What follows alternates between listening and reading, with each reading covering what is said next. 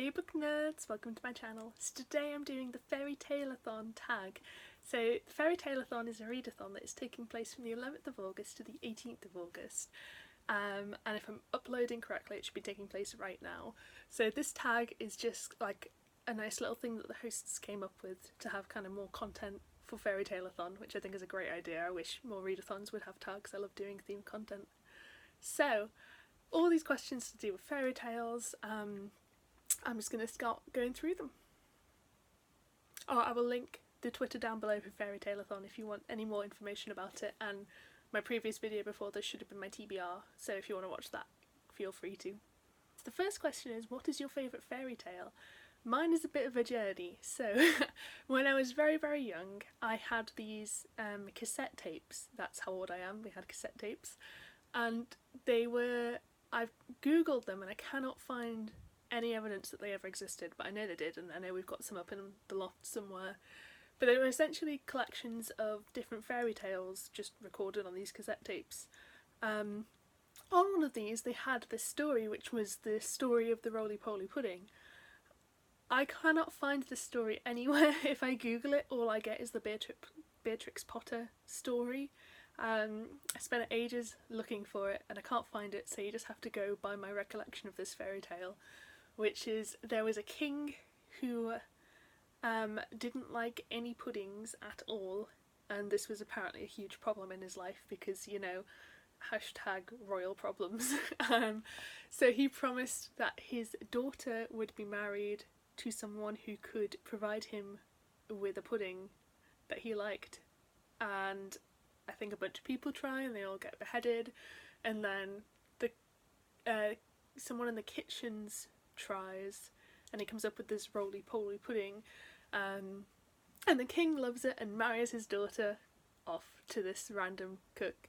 I don't know why I like this story so much. It was one of my favourites as a child, and it's just kind of a bit more unusual as well, so I wanted to share it. But yeah, it was just such a nice story, and I'm really sad that I can't find it anywhere because it definitely existed and I still have the tapes to prove it, but I guess it's not a traditional fairy tale that can be found.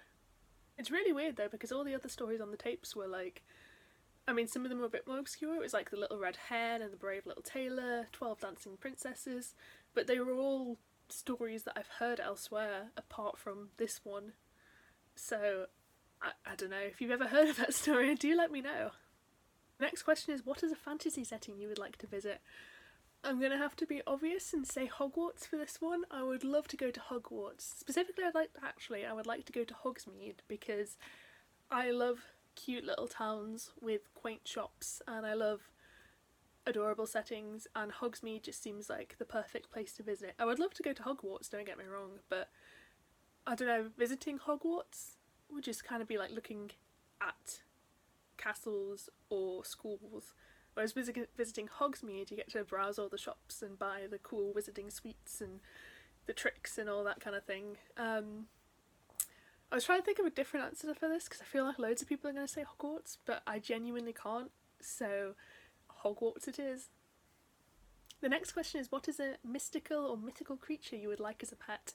Instantly the answer had to be dragon. I would love, love, love a pet dragon.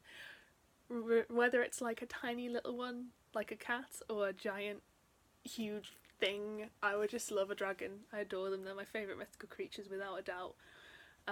If I'm being greedy, to be honest, most mythical creatures I would love to have as pets, but a phoenix in particular. I love birds. I used to have a pet bird years ago who I adored.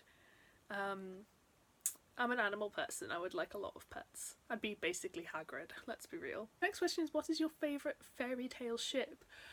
I assume this question is referring to traditional fairy tales, but the only answer I could give was to reference a Disney movie, so I'm gonna have to say Belle and the Beast from Beauty and the Beast. Because, so their relationship gets a lot of flack, and it gets compared to Stockholm Syndrome, which it is not. I'm a psychology student. I know the symptoms of Stockholm Syndrome and it doesn't count, basically because she doesn't warm up to him until he stops being awful, and also when he gives her the chance to run away, she does run away. She doesn't want to stay with him. So anyway, that's aside.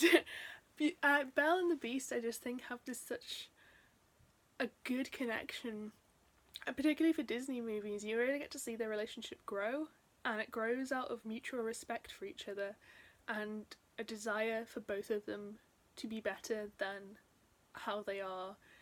And I know the Beast changes probably the most, but Belle also changes. She becomes a lot less reserved and she learns to trust people, and yeah, she does show a lot of growth as well. So they're probably my favourite fairy tale ship.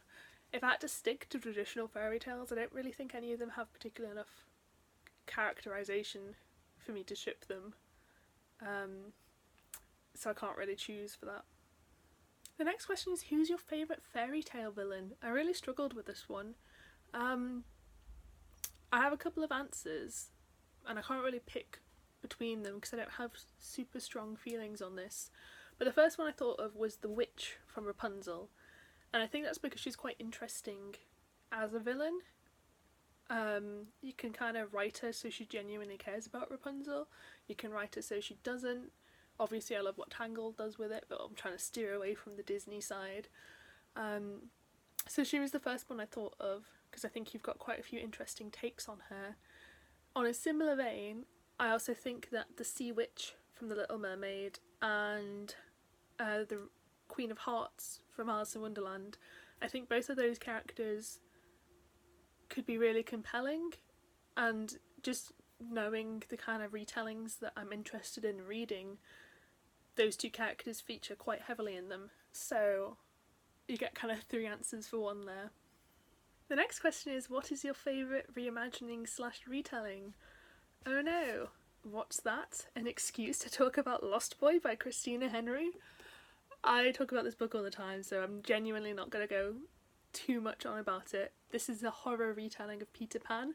I love it. It is amazing. It's dark in a subtle way. It is a horror. It's more fantasy than Christina Henry's other horrors. They kind of lean more on the violence aspect, but this is really creepy. I love it. Please consider checking it out if you have not read it already and you're not sick of me talking about it.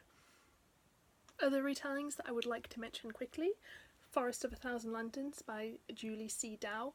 This is technically a retelling of the Evil Queen story from Cinderella with like an Asian twist on it.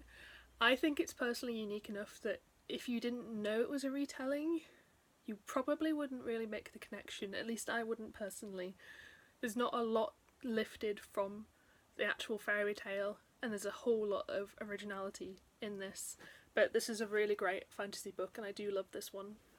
Kind of the polar opposite, The Surface Breaks by Louise O'Neill. This is a feminist retelling of The Little Mermaid, but it is almost identical to the original fairy tale in terms of plot and characters, and this gets a lot of flack on BookTube, and I can understand why people hate it. I love it. I will I think I wrote a review of this on my blog, so I'll link that down below for more details on why I love it if you're curious, because it does get hated on a lot, but I really enjoy it and I think it's a really great retelling. And the final question's a bit of an odd one. It's, what's your favourite concluding book in a series? And I just don't have an answer for this. I don't read a lot of series. I kind of have to say Harry Potter, purely because I really don't read a lot of series, and I haven't read a lot of series recently. I can't imagine any other answer that I could give that wouldn't be really vague, so I'll have to just go with that one. Yeah, so those are all the questions. I'm not going to tag anyone for this because it is kind of, I mean, I think it's a fun general tag anyway, but it's a kind of a specific readathon tag. But if you enjoyed the questions and you want to do it, consider yourself tagged. Let me know if you're taking part in Fairytale-a-thon. Let me know if you've done this tag, link it down below. I'd love to watch it. Thank you so much for watching this video. I hope you enjoyed it. If you did, please give me a thumbs up. It helps me out massively. And I hope to see you next time.